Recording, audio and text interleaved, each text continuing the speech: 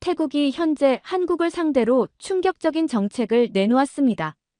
태국 공항에서부터 호텔까지 한국인들을 대놓고 차별하고 태국은 한국인이 필요 없다고 말하면서 다른 국가를 찬양하고 있습니다. 도대체 태국에서는 어떤 정책을 내놓은 걸까요? 안녕하세요. 저는 헤일리라고 합니다. 워싱턴 포스트의 국제부 특파원으로 5년째 아시아 지역을 담당하고 있어요. 그동안 한국, 일본, 중국을 오가며 다양한 기사를 써왔죠. 사실 태국은 제가 휴가로 자주 찾던 곳이었는데 최근 취재 의뢰가 들어와 업무차 방문하게 되었습니다. 헤일리, 태국에서 뭔가 이상한 일이 벌어지고 있어. 한국인들이 불공정한 대우를 받고 있다고 해. 편집장의 메일을 받은 건 2달 전이었어요. 처음에는 단순한 소문이라 생각했습니다. 하지만 제보가 계속 들어오기 시작했죠. 한국인 관광객들이 태국 현지에서 차별을 경험했다는 이야기들이었어요. 공항에서 입국할 때 한국인들만 별도로 심사를 받아요. 호텔에 예약했는데 한국인이라고 하니 갑자기 방이 없다고 하더라고요. 관광지에서 외국인 가격과 한국인 가격이 따로 있었어요. 이런 내용들이 SNS와 여행 포럼에 넘쳐났습니다. 처음에는 단순한 오해나 개인적인 경험이라 생각했어요. 하지만 비슷한 사례가 너무 많아지면서 이것이 우연이 아니라는 생각이 들었죠. 태국은 오랫동안 한국인들이 가장 선호하는 여행지 중 하나였습니다. 저도 방콕의 활기찬 시장과 푸켓의 아름다운 해변을 여러 번 방문했어요. 그런데 왜 갑자기 분위기가 바뀐 걸까요? 이건 분명 단순한 문제가 아니었습니다.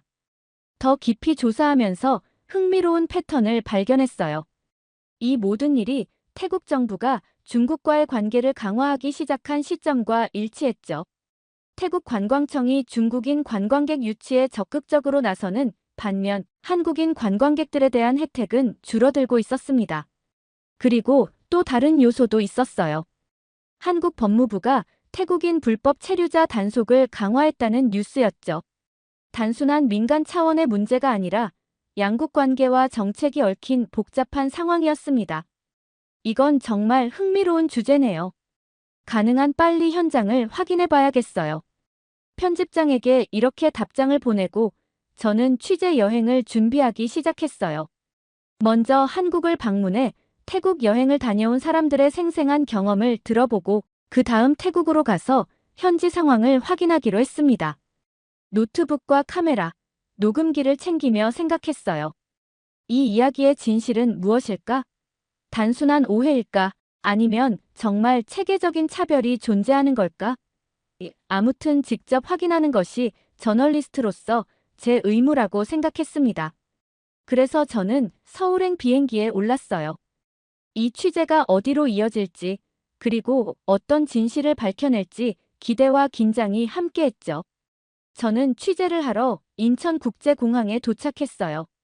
호텔에 짐을 풀고 바로 취재 계획을 세웠습니다. 먼저 태국 여행을 다녀온 한국인 관광객들을 만나기로 했어요. 최근 태국 여행에서 불편함을 경험한 분들을 찾습니다.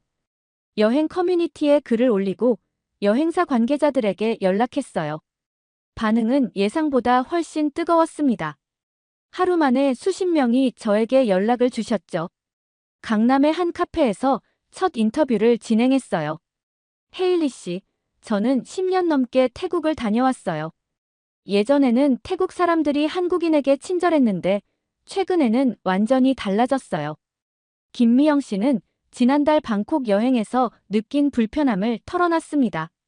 수완나품 공항에 도착했을 때부터 이상했어요. 한국인들만 별도 심사대로 안내하더니 서류 검사가 유독 오래 걸렸죠. 중국인들은 빠르게 통과하는데 말이에요. 다른 여행객들도 비슷한 경험을 이야기했어요. 박준호 씨는 푸켓 리조트에서 겪은 일을 설명했습니다. 체크인할 때 갑자기 한국인은 보증금을 추가로 내야 한다고 하더라고요. 옆에서 체크인하던 서양인들과 중국인들은 그런 요구를 받지 않았어요. 명백한 차별이었죠. 서울 시내 여러 카페와 레스토랑을 돌아다니며 인터뷰를 이어갔어요. 기록한 사례가 30건을 넘어갈 때쯤 뚜렷한 패턴이 보이기 시작했습니다. 쇼핑몰에서 중국인 단체 관광객에게는 특별 할인을 제공하는데 한국인에게는 그런 혜택이 없었어요. 스파 예약을 하려고 했는데 한국인이라고 하니 갑자기 예약이 다 찼다고 하더라고요. 레스토랑에서 한국인에게만 더 비싼 메뉴판을 준다는 얘기도 들었어요. 태국 관광청 서울지사에서 일하는 관계자도 만났습니다. 그는 조심스럽게 이야기를 꺼냈어요. 공식적으로 확인된 바는 없지만 태국 정부가 중국 관광객 유치에 집중하면서 한국인 관광객에 대한 관심이 줄어든 건 사실입니다.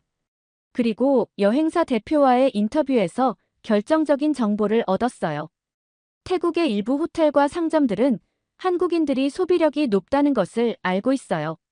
그래서 더 높은 가격을 받으려고 하죠. 솔직히 말하면 바가지라고 볼 수 있어요. 이제는 일부 현지 업체가 아예 공공연하게 한국인에게는 다른 가격표를 적용하고 있어요. 일주일간의 인터뷰를 통해 모은 증언들은 단순한 우연이나 오해가 아니라는 확신이 들었어요. 태국에서 한국인들에 대한 인식과 대우가 분명히 변화하고 있었습니다. 이제 직접 태국으로 가서 현지 상황을 확인해 봐야 할 때였죠. 이 모든 증언이 사실이라면 왜 이런 일이 벌어지고 있는 걸까요? 제 질문에 마지막 인터뷰는 의미심장한 대답을 남겼습니다. 아마도 그 답은 태국과 중국의 관계, 그리고 한국과 태국 사이에 숨겨진 갈등에서 찾아야 할 거예요. 이틀 후, 저는 방콕행 비행기에 몸을 실었어요. 한국인 관광객들의 증언이 정말인지 직접 확인하고 싶었습니다. 비행기 안에서도 취재는 계속됐죠. 우연히 옆자리에 앉은 여성은 사업차 태국을 자주 방문한다고 했어요. 요즘 한국인들이 태국에서 불편함을 겪는다는 이야기를 들어보셨나요? 제 질문에 그녀는 깊은 한숨을 내쉬었습니다. 저도 그런 경험이 있어요. 3개월 전부터 눈에 띄게 달라졌어요. 특히 입국 심사가 너무 까다로워졌죠. 6시간의 비행 끝에 수완나품 국제공항에 도착했어요. 비행기에서 내리자마자 제 눈에 들어온 건 공항 곳곳에 걸린 중국어 안내판이었습니다. 한국어 안내는 찾기 어려웠죠. 입국 심사대로 향하면서 저는 의도적으로 한국인 관광객들 사이에 섞였어요. 여권을 한국 여권으로 속이지는 않았지만 한국어를 몇 마디 섞어가며 그들과 자연스럽게 대화를 시도했습니다. 그리고 예상했던 광경이 펼쳐졌어요. 입국 심사대는 여러 줄로 나뉘어 있었는데 한 줄은 유독 길게 늘어서 있었습니다. 그리고 그 줄에는 대부분 한국인들이 서 있었어요. 입국 심사 직원들은 다른 국적의 여행객들은 빠르게 통과시키는 반면 한국인들에게는 추가 질문과 서류 요청을 하고 있었죠. 왜 저 사람은 그냥 통과하는데 저한테만 서류를 더 요구하는 거예요? 한 한국인 남성이 영어로 항의하고 있었어요. 입국 심사 직원은 무표정한 얼굴로 대답했습니다. 규정이 바뀌었습니다. 한국인 관광객은 추가로 체류 계획서를 제출해야 합니다. 그 남성은 당황한 표정으로 가방을 뒤적이며 서류를 찾기 시작했어요. 저는 그에게 다가가 상황을 물어봤습니다. 저도 몰랐어요. 어떤 체류 계획서인지 설명도 없고 사전에 안내받은 적도 없어요. 태국 여행은 10번도 넘게 왔는데 이런 적은 처음이에요. 미국 여권을 가진 저는 별다른 문제 없이 입국 심사를 통과했지만 한국인들의 불편함은 곳곳에서 목격할 수 있었어요. 입국장을 빠져나와 택시를 기다리는 동안 한국인 가족이 공항 직원과 실랑이를 벌이는 모습도 보였습니다. 왜 우리만 관광세를 내야 하는 거죠? 저기 중국인 가족은 안 내던데요? 직원의 대답은 단호했어요. 새로운 규정입니다. 한국인 관광객에게만 적용되는 규정이에요. 호텔에 체크인하는 과정에서도 비슷한 상황이 연출됐습니다. 제 앞에 선 한국인 커플은 예약을 확인받는데 어려움을 겪고 있었어요. 죄송합니다만 한국인 고객은 추가 보증금이 필요합니다. 호텔 규정이에요. 어쩔 수 없이 카드를 내밀었죠. 제 차례가 되자 똑같은 직원은 미소를 지으며 말했어요. 환영합니다. 헤일리 씨 추가 요금은 없습니다. 호텔 로비에서 만난 태국인 가이드에게 이런 상황에 대해 물어봤어요. 사실 최근에 태국 정부가 중국과의 관계를 강화하면서 관광 정책도 많이 바뀌었어요. 중국인 관광객에게는 더 많은 혜택을 주고 한국인들에게는 약간의 제한을 두는 편이죠. 그는 조금 망설이다가 말을 이었습니다. 솔직히 말하면 한국에서 태국인들이 불법 체류 문제로 어려움을 겪고 있다는 이야기가 많아요. 그래서 일종의 보복 심리가 작용하는 것 같기도 해요. 다음 날, 저는 방콕 시내의 유명 관광지를 돌아다니며 더 많은 사례를 수집했어요. 그랜드 팰리스 입구에서는 한국인 관광객에게만 추가 입장료를 요구하는 모습을 목격했고, 쇼핑몰에서는 중국인 단체 관광객에게 VIP 대우를 해주는 반면, 한국인 관광객에게는 특별한 서비스가 없었습니다. 이런 상황이 계속된다면 한국인들이 태국 여행을 꺼리게 될 것이 분명해 보였어요. 그렇다면 태국 정부는 이런 문제를 정말 모르고 있는 걸까요? 아니면 의도적으로 이런 정책을 펼치고 있는 걸까요? 저는 이 의문을 풀기 위해 태국 정부 관계자를 만나기로 결심했습니다. 태국 정부 관계자를 만나는 일은 생각보다 쉽지 않았어요. 여러 채널을 통해 연락을 시도한 끝에 방콕의 관광 스포츠부 부국장인 슈타폰 차이보 씨와의 인터뷰가 성사되었습니다. 화려한 장식이 돋보이는 정부청사 내 사무실에서 그를 만났어요. 차이봇 부국장님, 최근 한국인 관광객들이 태국에서 차별적인 대우를 받고 있다는 이야기가 있는데 이에 대해 어떻게 생각하시나요? 그는 제 질문에 미소를 지으며 공식적인 답변을 시작했어요. 태국은 모든 국가의 관광객들을 환영합니다. 특별히 한국인 관광객만 차별적으로 대하는 정책은 없어요. 하지만 대화가 계속되면서 차이봇 부국장의 말에서 미묘한 변화가 느껴졌습니다. 다만 현재 태국 정부는 관광시장 다변화를 위해 노력하고 있어요. 특히 중국 시장에 집중하고 있죠. 그는 자리에서 일어나 벽에 걸린 대형 차트를 가리켰어요. 그래프에는 각 국가별 관광객 수와 경제적 효과가 표시되어 있었는데 중국이 압도적으로 1위를 차지하고 있었습니다. 보시다시피 중국 관광객의 규모는 다른 어떤 국가보다 큽니다. 코로나19 이후 태국 관광업 회복에 있어 중국 시장은 핵심이에요. 그래서 중국인 관광객들에게 특별한 혜택을 제공하고 계신가요? 차이봇 부국장은 잠시 망설이다가 솔직하게 대답했어요. 네, 현재 태국 정부는 중국인 관광객들에게 비자 면제 혜택을 제공하고 관광세 면제까지 진행할 예정입니다. 시진핑 주석과 패통탄 친나와 총리 만남 이후 양국 간 관광 협력이 크게 강화되었어요. 그럼 한국인 관광객은요? 그 부분은 아직 논의되지 않았습니다. 차이봇 부국장의 사무실을 나온 후 저는 태국 관광청의 마케팅 담당자인 파낙 퐁차이 씨와 비공식적인 자리를 가졌어요. 커피숍에서 만난 그는 좀 더 솔직한 이야기를 들려주었습니다. 실은 최근 태국의 외교 정책에 큰 변화가 있었어요. 중국과의 관계 강화가 최우선 과제가 되었죠. 관광뿐만 아니라 경제, 군사 분야에서도 협력이 깊어지고 있어요. 그의 설명에 따르면 태국 정부는 중국 퍼스트 정책을 은근히 시행하고 있었습니다. 이는 관광업계에서도 분명하게 드러나고 있었어요. 호텔과 쇼핑몰에서 중국어 안내판이 크게 늘었고 중국인 관광객을 위한 전용 서비스가 확대되고 있어요. 반면 한국어 안내문은 점점 사라지고 있죠. 실제로 제가 머물던 호텔 로비에도 한 달 전까지만 해도 있었다는 한국어 안내판이 사라져 있었어요. 대신 중국어 안내판은 더 커지고 눈에 띄는 위치로 옮겨져 있었죠. 파낙은 낮은 목소리로 덧붙였어요. 솔직히 말하면 태국 정부는 한국과의 관계보다 중국과의 관계를 더 중요하게 생각하고 있어요.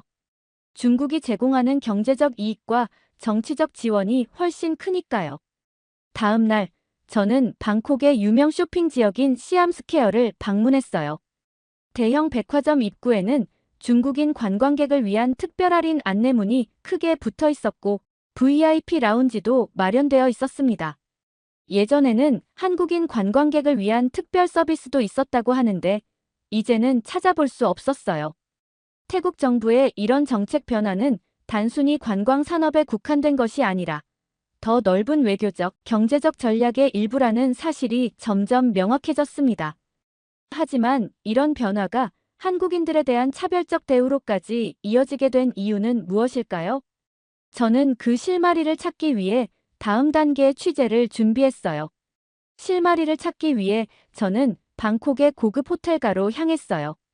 5성급 호텔들이 밀집한 수쿰빗 지역의 한 호텔 로비에서 저는 프런트 직원인 수파차이 씨를 만났습니다. 처음에는 공식적인 답변만 하던 그도 취재 목적을 설명하고 익명을 보장하자 솔직한 이야기를 들려주었어요. 사실 최근 태국 호텔업계에서는 고객 국적별 차등 요금제가 은근히 퍼지고 있어요. 그는 주변을 살피며 낮은 목소리로 말했습니다. 어떤 식으로 운영되는 건가요? 한국인들은 여행지에서 1인당 평균 소비 금액이 높은 편이에요.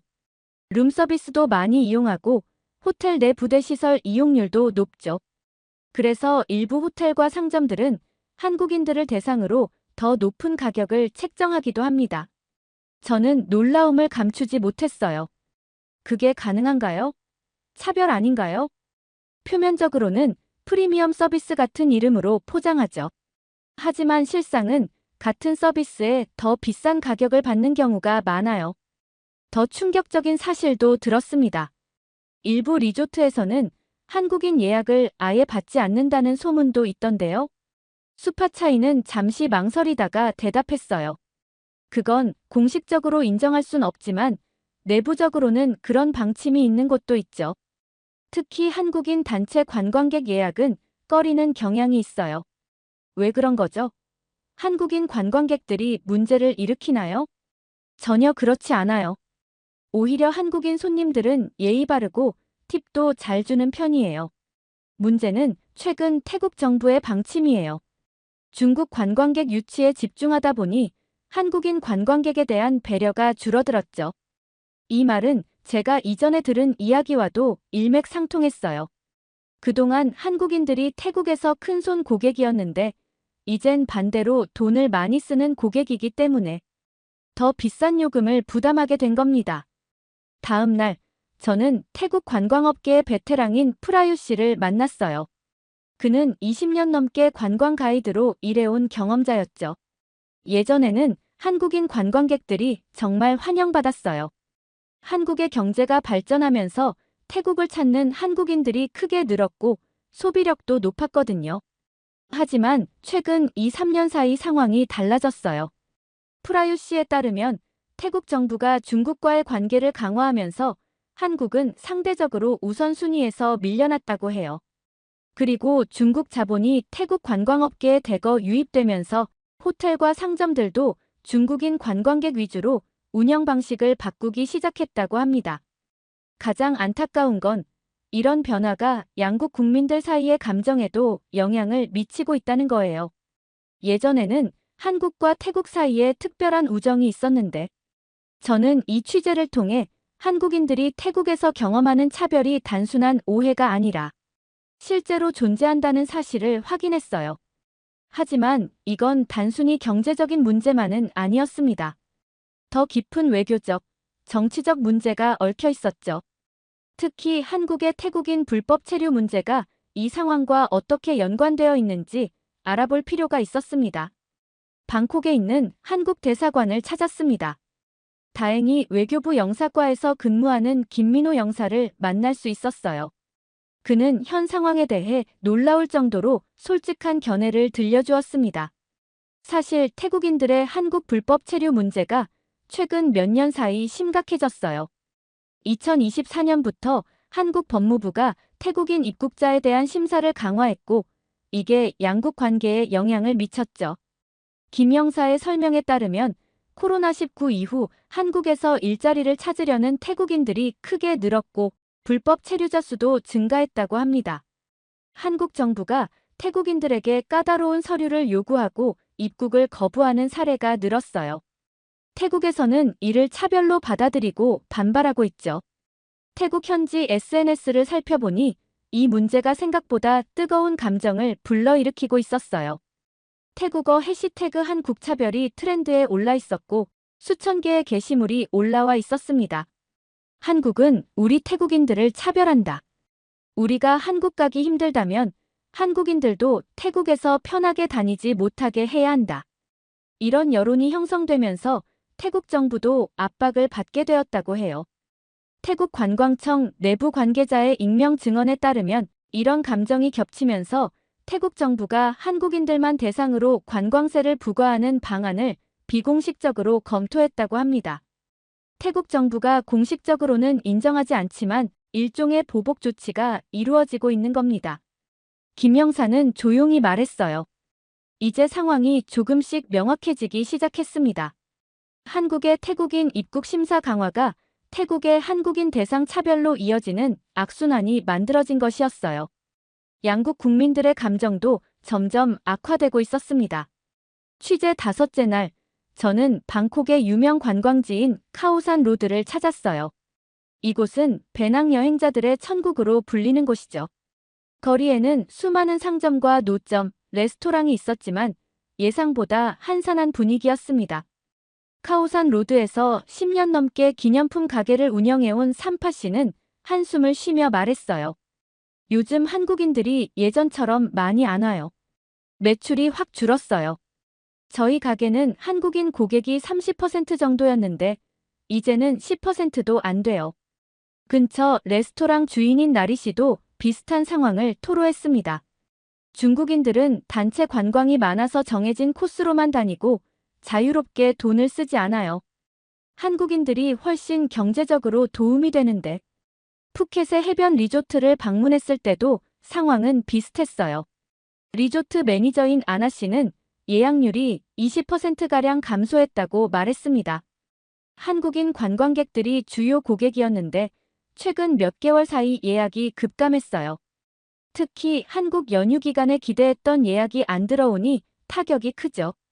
이런 경제적 타격이 태국 현지인들의 인식에도 변화를 가져오고 있었어요. 소셜미디어에서는 정부 정책에 대한 비판적인 목소리가 나오기 시작했습니다. 중국인 관광객만 유치하려는 정부 정책이 오히려 관광 산업을 망치고 있다. 차라리 한국인들에게 관광세를 면제하고 중국인들에게 받아야 하는 거 아닌가? 태국 현지 언론에서도 이 문제를 다루기 시작했어요. 방콕 포스트는 한국인 관광객 감소로 인한 경제적 손실 기사를 통해 정부 정책의 허점을 지적했습니다. 관광업에 종사하는 사람들 사이에서는 태국 정부의 정책이 오히려 자국 경제에 악영향을 미친다는 의견이 점점 커지고 있었어요. 특히 소규모 자영업자들의 불만이 컸습니다. 취재 마지막 날, 저는 태국 관광 스포츠부 앞에서 작은 시위 현장을 목격했어요. 30여 명의 관광업 종사자들이 모여 한국인 관광객 차별 중단이라는 피켓을 들고 있었습니다. 한국인 관광객에게 부과하려는 특별 관광세를 철회하라. 차별적인 정책이 태국 관광업을 망치고 있다. 최근 태국 정부가 한국인 관광객에게만 200바트, 약 1만 3천 원의 특별 관광세를 부과하려는 계획을 검토 중이라는 소식이 알려지면서 예약 취소가 급증했어요.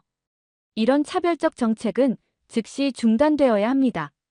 태국 정부는 중국 관광객 유치를 위해 힘을 쏟고 있었지만 정작 태국 경제에 큰 도움이 되는 건 자유롭게 소비하는 한국인 관광객들이었어요. 통계에 따르면 한국인 관광객 1인당 평균 소비액은 중국인 관광객보다 30% 이상 높았습니다. 특히 관광세 문제는 뜨거운 논쟁거리였어요. 태국 정부는 중국인 관광객에게는 관광세를 면제하면서 한국인에게만 적용하려는 계획이 알려지면서 국내외에서 비판이 거세졌습니다. 태국에서의 마지막 밤, 저는 현지 시장인 짜뚜짝 시장을 둘러보며 상인들과 이야기를 나눴어요.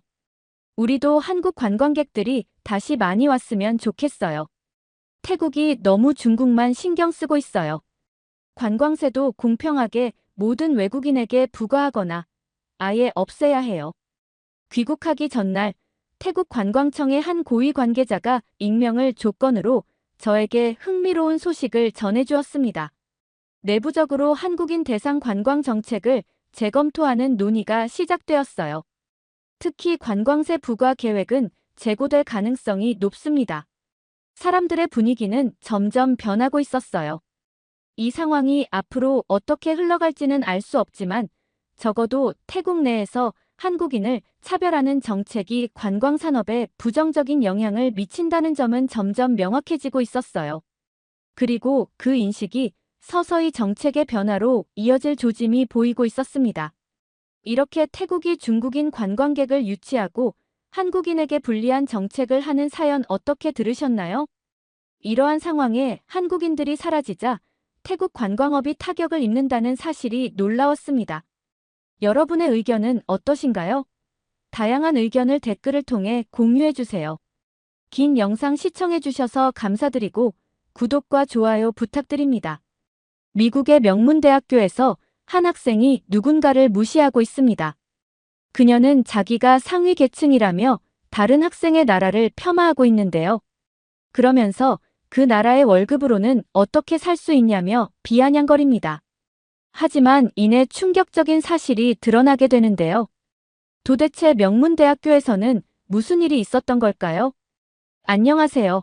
저는 뉴욕대학교 경제학과에 재학 중인 미아입니다. 20살의 평범한 미국 대학생이죠. 어렸을 때부터 세계 경제와 다양한 문화에 관심이 많았고, 그래서 세계적으로 유명한 대학 NYU를 선택했어요. 특히 우리 학교는 세계 각국의 유학생들이 많아서 다양한 문화를 접할 수 있다는 게 큰 장점이에요. 개강 첫날, 저는 아시아에서 온 두 친구를 만났어요. 한국에서 온 서희와 태국에서 온 투란이었죠. 서희는 조용하고 차분한 성격으로 항상 공부에 열중하는 모습이 인상적이었어요. 반면 투란은 글쎄요, 첫 인상부터 남달랐죠. 이건 에르메스 최신 백이에요. 태국에서 막 출시됐을 때 바로 구했죠. 투라는 자신의 가방을 보여주며 말했어요. 그녀가 착용한 모든 것이 명품이었죠. 샤넬 재킷, 루이비통 신발, 까르티에 시계까지. 마치 걸어다니는 명품 카탈로그 같았어요. 태국에서는 우리 같은 하이소 계층은 이렇게 사는 게 당연해요. 우리는 태국의 상위 1%니까요. 나중에 알게 된 사실이지만 태국의 하이소는 정말 특별한 계층이라고 해요. 하이소라고 하는 이 단어는 하이소사이어티의 줄임말로 태국의 상위 1%도 안 되는 극소수의 특권층을 의미한다고 해요. 태국의 하이소는 보통 한 가문의 순자산이 수백억에서 수천억 바트에 달해요. 한화로 환산하면 수천억 원이 넘죠. 경제학과 학생으로서 저는 이런 계층 구조에 관심이 있었어요. 태국에서 하이소는 단순히 부자라는 의미를 넘어서 정치적, 사회적 영향력까지 가진 특별한 계층이라고 해요. 대부분 해외 명문대를 나왔고 글로벌 네트워크를 보유하고 있죠.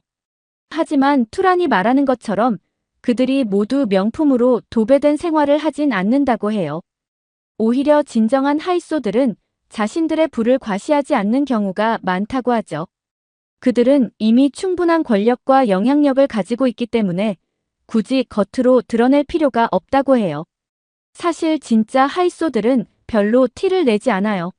명품을 과시하면서 다니는 건 오히려 신흥 부자들이나 중산층의 특징이라고 하더라고요. 이건 제가 나중에 서희를 통해 들은 이야기예요. 서희의 말로는 투란의 행동은 오히려 진정한 하이소답지 않은 것 같다고 했어요. 하지만 그때까지만 해도 저는 투란의 말을 반신반의하며 듣고 있었죠. 투란은 수업 시간에도 점심시간에도 심지어 도서관에서도 끊임없이 자신의 부를 과시했어요.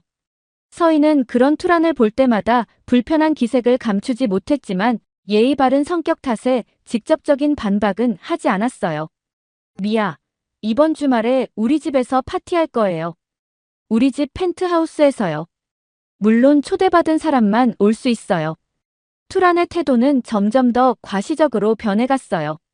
그녀는 자신의 SNS에 매일같이 호화로운 생활을 인증했고 다른 학생들의 평범한 삶을 무시하는 발언도 서슴지 않았죠. 특히 서희를 대할 때면 더욱 그랬어요. 한국의 경제 상황이나 문화를 폄하하는 말을 자주 했고, 최근 태국인 불법 체류자들의 강력 범죄가 한국에서 이슈가 되면서 한국 정부가 태국인 입국 심사를 강화한 것에 대해 불만을 터뜨렸어요. 우리나라 사람들이 한국에서 몇 번 사고를 쳤다고 이제 태국 사람들은 다 범죄자 취급하는 거예요? 정말 불공평하죠. 이런 일 때문에 요즘 태국에서는 한국을 안 좋게 보는 사람들이 많아졌어요. 투라는 이런 이야기를 할 때면 항상 서희를 곁눈질로 보며 말했어요. 마치 서희가 한국 정부를 대표하는 사람인 것처럼요. 게다가 태국 현지 언론에서 이 문제를 크게 다루면서 반한 감정이 커지고 있다는 이야기도 덧붙였죠. 사실 제가 얼마 전에 한국에 놀러 갔었는데요. 거기서 많은 한국 연예인들과 어울렸어요. 우리 같은 하이소는 어디를 가도 특별한 대우를 받거든요. 서희의 표정이 굳어지는 걸 보면서도 투라는 계속해서 말을 이어갔어요. 심지어 블랙핑크의 리사와도 친분이 있다며 자랑했죠. 하지만 그녀가 보여주는 사진들은 대부분 먼발치에서 찍은 것들이었어요. 그렇게 개강 첫 주가 지나갔고 우리는 점점 더 불편한 관계가 되어갔어요. 투란의 과시적인 태도는 날이 갈수록 심해졌고 서희를 향한 무시도 노골적으로 변해갔죠. 하지만 이것은 시작에 불과했어요. 진짜 문제는 그 다음 주 세계 경제학 강의실에서 일어났죠. 다음 주 월요일, 평소처럼 세계 경제학 강의를 듣기 위해 강의실에 모였어요. 교수님이 오시기 전 학생들은 저마다 주말에 있었던 일들을 이야기하고 있었죠.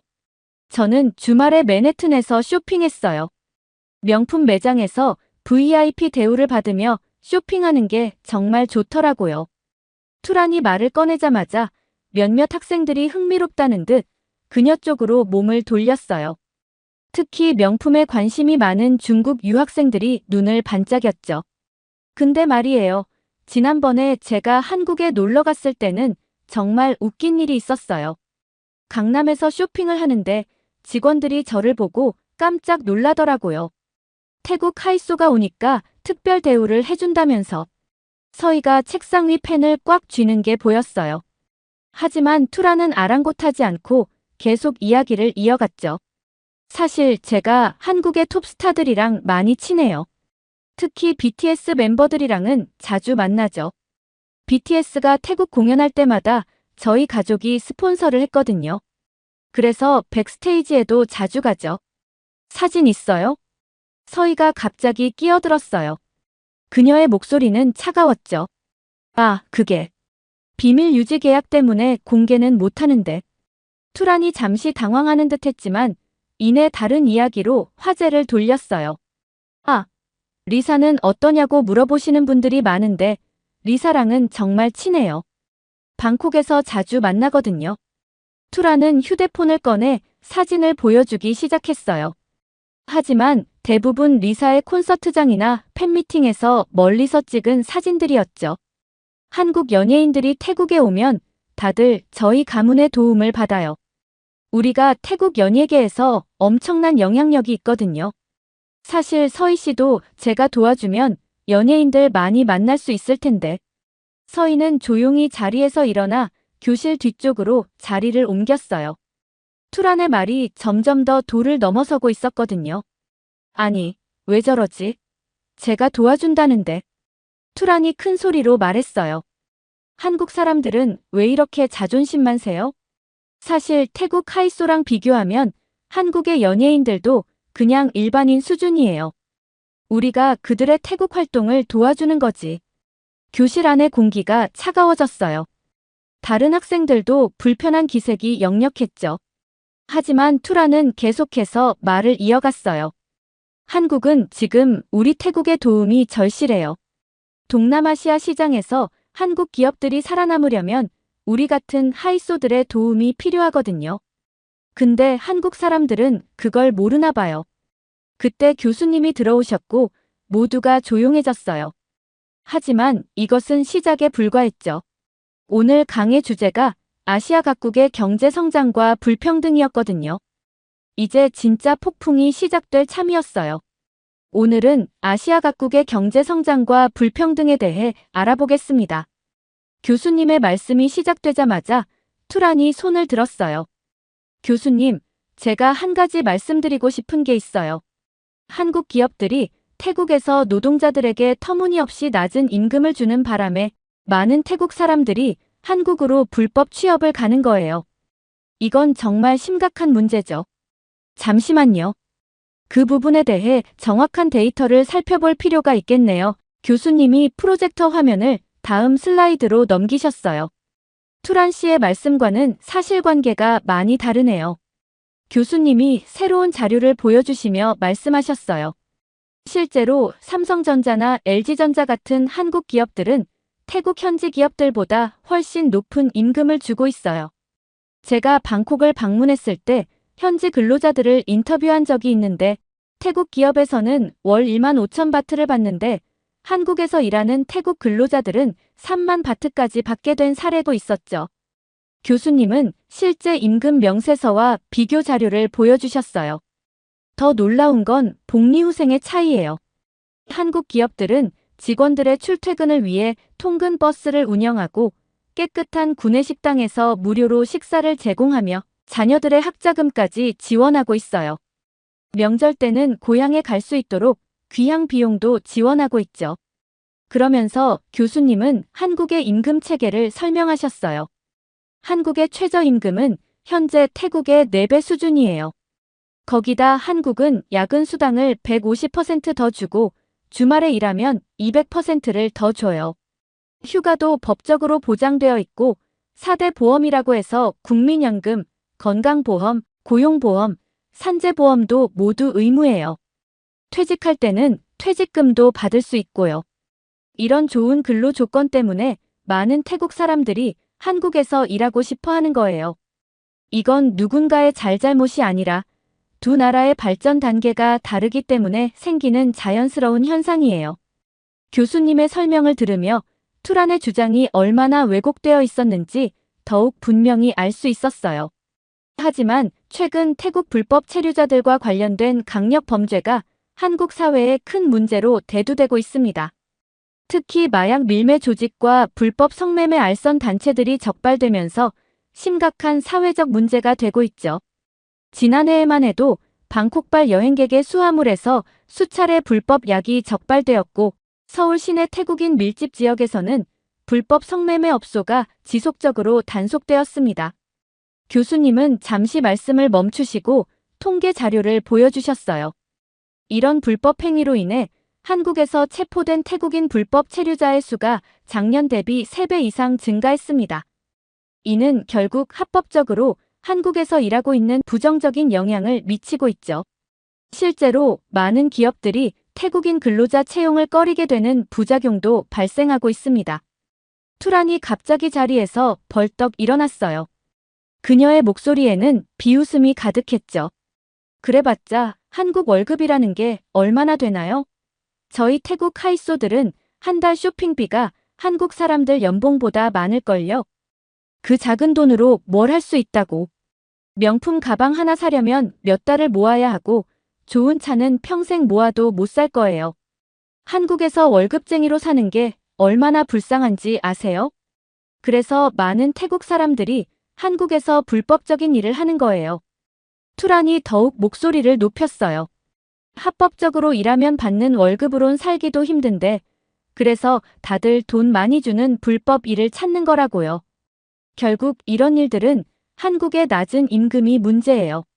저희 가정부 월급이 한국 회사원 연봉보다 많을걸요. 교수님의 표정이 심각해지셨어요. 다른 학생들도 투란의 황당한 주장에 어이없다는 표정이었죠. 특히 경제학과 학생들은 그녀의 말이 얼마나 비논리적인지 잘 알고 있었으니까요. 교실 안이 술렁였어요.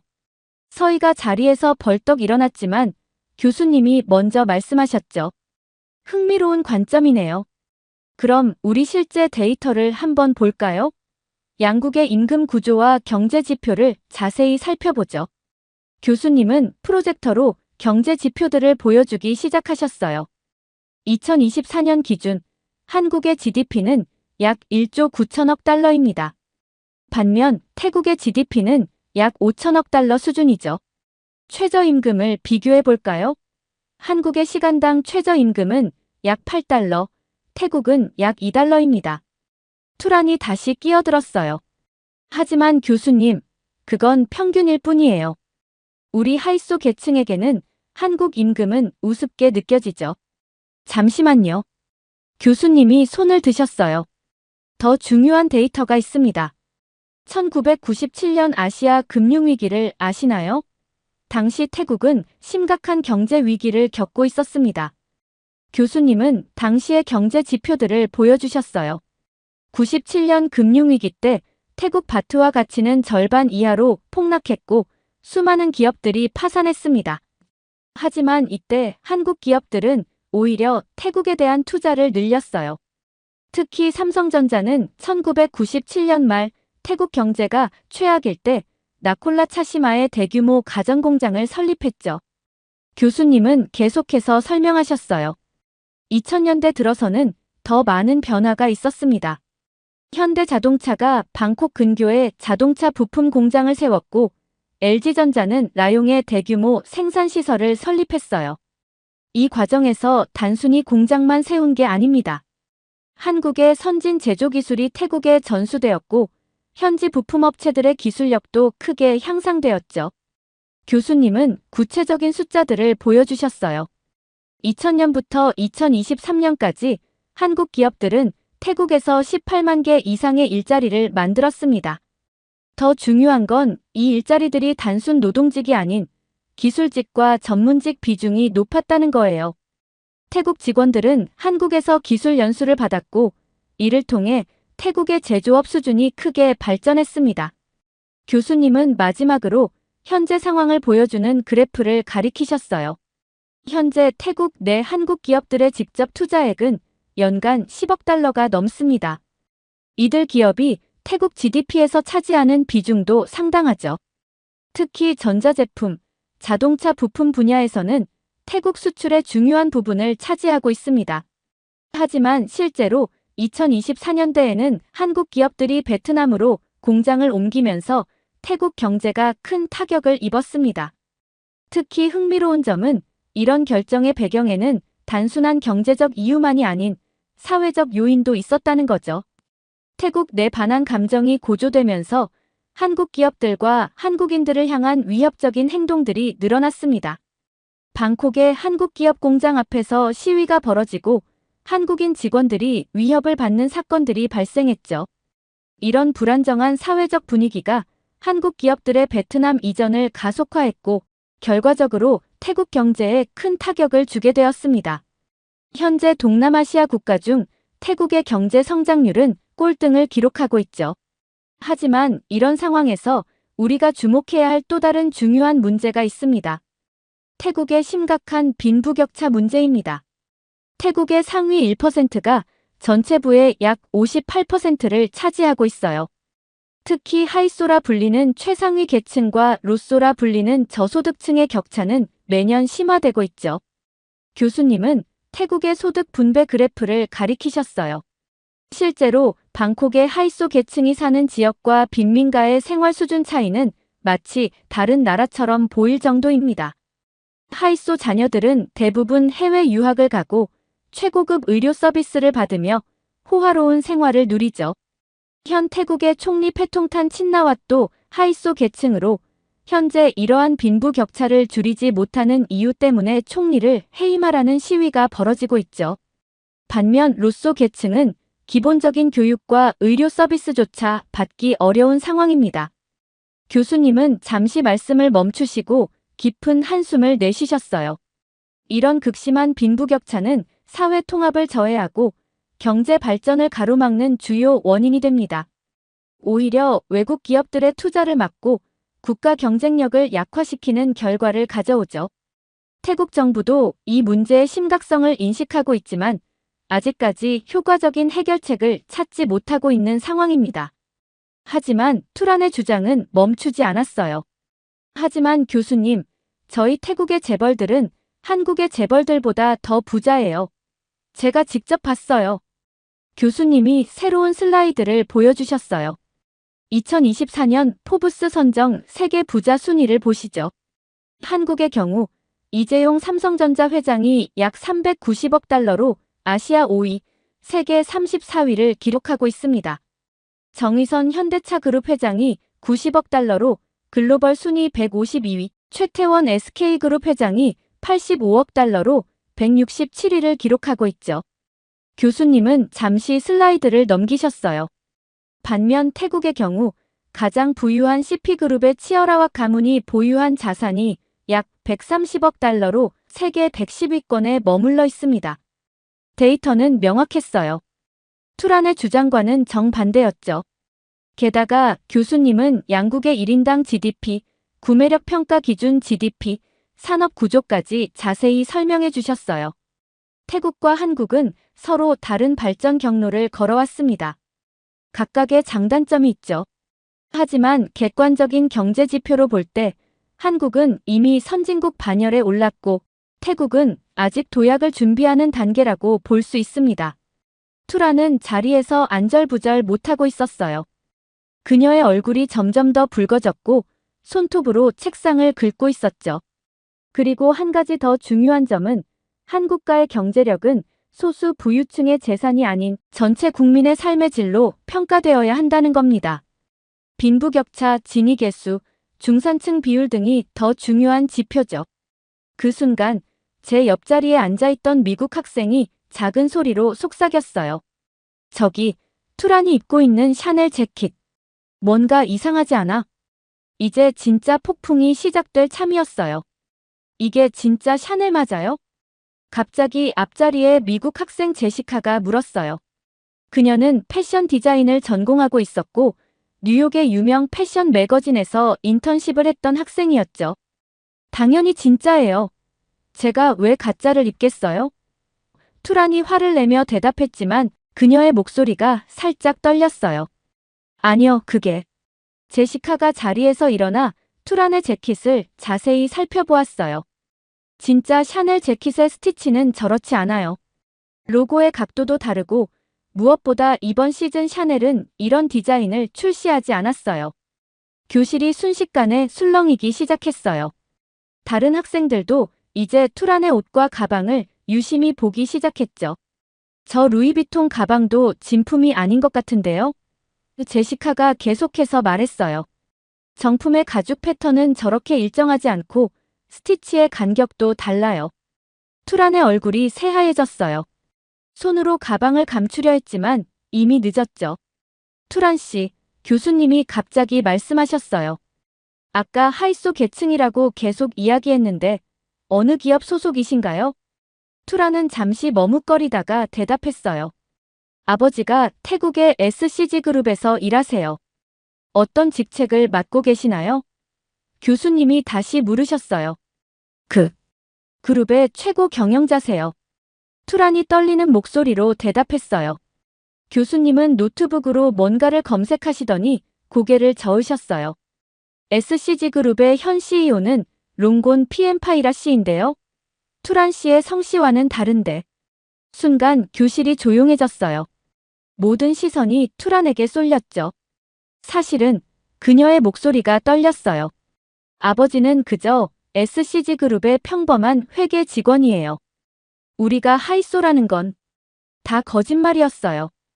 교실 안이 다시 한번 술렁였어요. 그럼 리사와의 친분도 한국 연예인들과의 교류도 거짓말인가요? 서희가 마침내 입을 열었어요. 전부 다 거짓말이었어요. 콘서트 때 멀리서 본 게 전부예요. 사진도 다 합성했고 저는 그냥 투란 씨, 왜 이런 거짓말을 하게 된 건가요? 교수님이 부드러운 목소리로 물으셨어요. 저는 사실 한국이 너무 싫었어요.